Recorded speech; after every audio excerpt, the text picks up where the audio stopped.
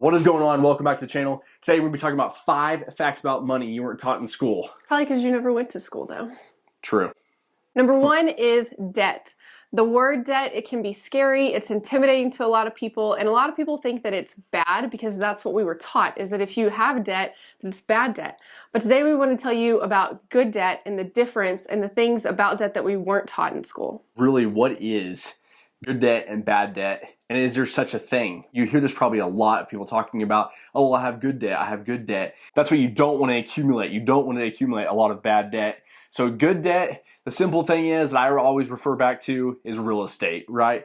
I can go out there and I can buy an apartment building, or I can buy a single family home or a duplex, and I'm gonna go out and buy this for just say X amount of dollars. That's still debt that I have to my name, right? That I have to pay every single month. What I'm gonna do is I'm gonna move Kendall in to that property to pay that mortgage and that debt, right? So say she lives there for 5 years, and then another 5 years, another tenant comes along, another 5 years. Well, 15 years later, I have Kendall's paying for that property, and all that debt is paid off. And then now I have a property that X amount of dollars is completely paid for. So if you made it this far in the video, we'd really appreciate it if you would like and subscribe to the channel. That is what good debt is. It's about acquiring assets that pay for those things, develop that good debt over time. Technically, you're not paying for that mortgage payment. You're not paying for that. Somebody else is. That's not coming out of your pocket every single month. Like bad debt, like what we were kind of taught is credit cards are bad, and something that you are actually expensing out of your own account every single month. That would be the bad debt. Like the world is today. I mean, we have new cars, right? And honestly, that's bad debt. We are trying to accumulate good assets that pay for that. So the X amount of dollars that Kendall's paying for rent on this property that I have, right?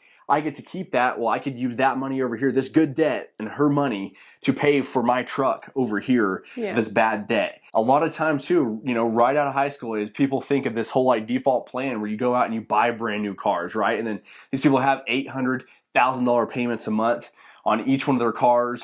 And then you go out and you buy a house. A house is a liability. That is not an asset until you sell it and make a profit, or if you're renting it out. So say you had a back house and it was paying for your mortgage, or or profiting a little bit of money, that would be different. Or your Airbnb and some of the rooms, something of that standpoint. But a house is not an asset. It takes money out of your pocket, and that's what a liability is. Yeah, so really, in all the complete sense of everything, not all debts are created equal, and that is the main point, is that you can have some good debts out there versus your bad debt. Now the second thing is to not store your money in a bank. Well, what do you mean by that? Because we have money in the bank. True, that is true. Good question.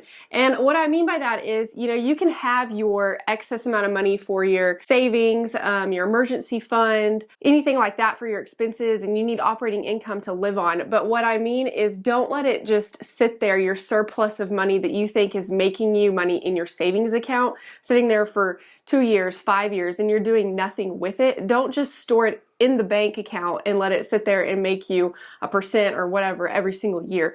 You need to be out there taking that cash that you have, the excess amount that's just, not doing anything for you, and investing it into real estate or stocks or anything that interests you and you want to do with that money.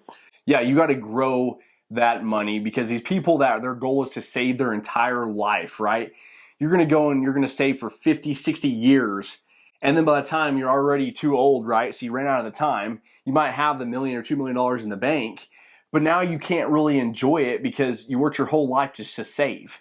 You got to be investing, because if you're investing and you are getting that 10% return or 12% return or whatever that might be, or you are taking those chances and you are putting it into some guys that like crypto out there, or they're putting it in the stock market, and you're playing it right and you're playing it smart, you could still have a bigger growth and obviously just getting a return on your savings account or any kind of accounts that the banks offer, because they're not paying anything. It's not even worth putting your money in there. There's just so many good options these days of what to invest in. And say that you were to have 100 grand that's sitting in there and it's just piling up every single year, so it's making more money in your account.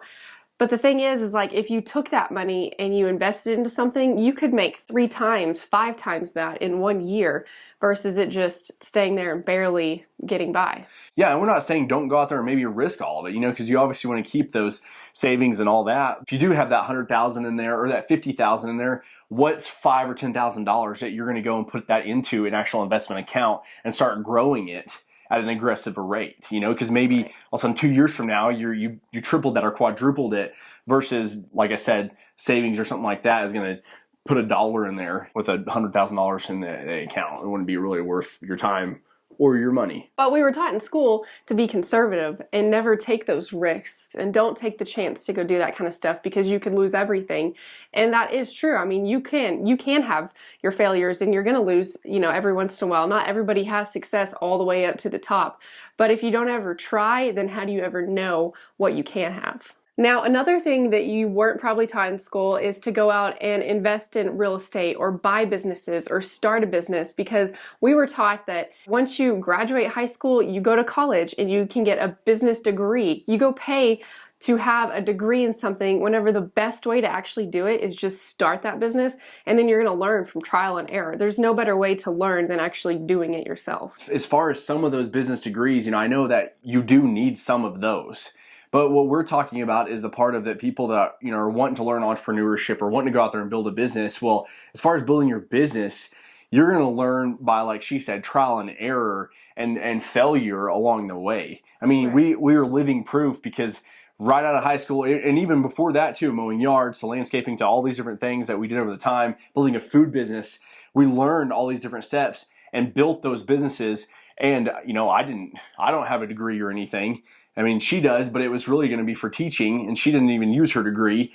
And we went out there and built these successful businesses that we built from the scratch and then sold. Yeah. And we learned those definitely from a lot of trial and error. We didn't literally fail the business, but a lot of failures along the way of why we were building the business. Yeah, and we're not saying anything about college or anything like that, because I do have my college degree. I have my bachelor's degree.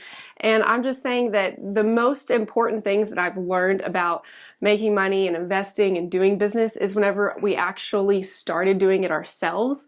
And I didn't know anything about investing or assets or any of that kind of stuff until we actually did it for ourselves, because I'm more of a hands-on type of learner. So I think that's the best way to learn, is actually just getting out there and doing it.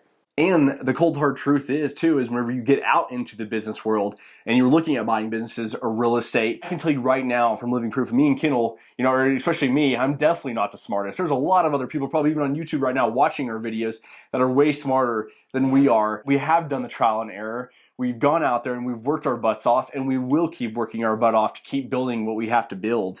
And I think that's what it's all about, is that you don't have to be, because in school you're taught to be that valedictorian or salutatorian and be at the very top and have the highest grades and get the highest paying job.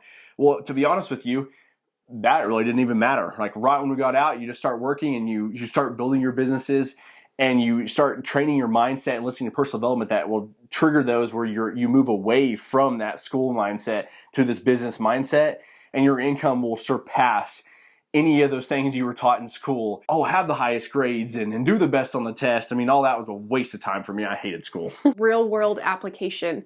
When you're in school and you're in that classroom, you're in a perfect environment. There's perfect scenarios. You take a test, you either pass it or you fail it, you move on or you don't. And once you graduate and you go into the real world and something doesn't go perfectly like it does in the classroom setting, you feel like everything is just coming down, crashing on you, and you failed. But that's what they don't teach you, is that failure is okay. That's how you learn, and that's how you grow the most out in the real world. Yeah, failure, it can either destroy you or define you. Do not let it destroy you. You see this happen a lot, and people think one little thing happens in their life and it's the end of the world.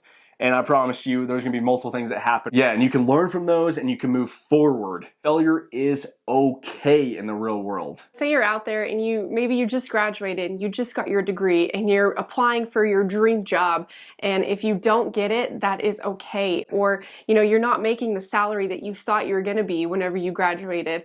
That's the thing about school, is that they don't teach you that it's okay not to get that job, because there's going to be a better opportunity that comes along maybe next for you. Like she said, you have this perfect scenario of these tests. You take the test, you move forward, you move to the next grade. Well, everything's just standard. You're going to go to the next grade as long as you pass your classes, right? Well, that's not the way the real world works. You might be going out for an interview. That job will say you have your degree. Well, say I don't have my degree, right? And we go out for the job. I have skill sets of people skills, and I have connections, and I know major people higher up in the company.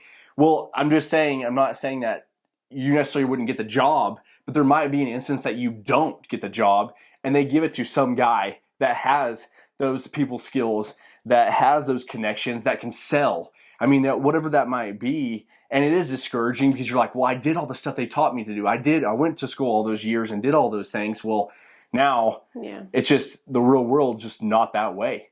Right. It'll spin you around and throw you down, and then pick you back up and do it all over again. That's what we feel like sometimes. For you.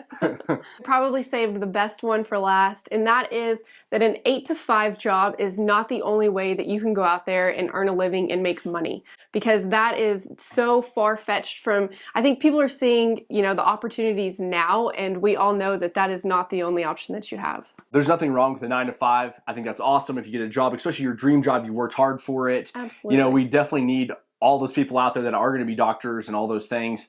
But I will tell you though, what it does blow my mind is that it really isn't the only option. Is that something that me and Kendall are figuring out even now, because our construction business is really, even though we're the owners of the company, it really is a 24-hour job, or at least a 7 a.m. to 9 o'clock at night when we're building a project, because you're always going to have somebody calling. You're going to be lining up your plans, doing things. So we understand that. What I'm seeing now is these guys that are on YouTube, posting videos, and these guys are doing social media, and they're making 20 to 30 to 40, and some guys even $1 million a year online for making videos. And I'm like, wow, there's just so much more out there that we're just limiting ourselves. And whenever you can be more of a global scale and really grow to the income that you want to get to, and you don't only have to do that 9-to-5 job. You can actually go out there and make a video like this and earn $10,000, $20,000, $30,000, which is crazy to me and unbelievable. Just think that it not putting a limitation on your own potential, because there are so many great opportunities out there,